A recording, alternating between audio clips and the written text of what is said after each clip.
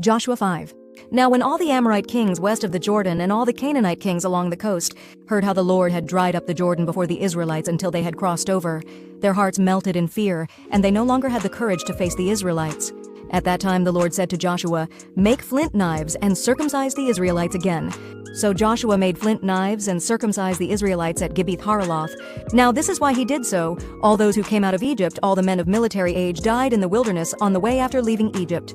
All the people that came out had been circumcised, but all the people born in the wilderness during the journey from Egypt had not. The Israelites had moved about in the wilderness 40 years, until all the men who were of military age when they left Egypt had died, since they had not obeyed the Lord. For the Lord had sworn to them that they would not see the land He had solemnly promised their ancestors to give us, a land flowing with milk and honey. So he raised up their sons in their place, and these were the ones Joshua circumcised. They were still uncircumcised because they had not been circumcised on the way, and after the whole nation had been circumcised, they remained where they were in camp until they were healed.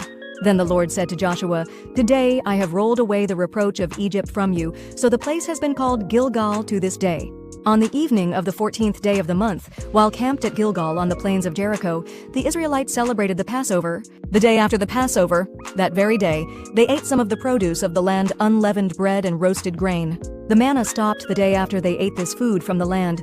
There was no longer any manna for the Israelites. But that year they ate the produce of Canaan. Now when Joshua was near Jericho, he looked up and saw a man standing in front of him with a drawn sword in his hand.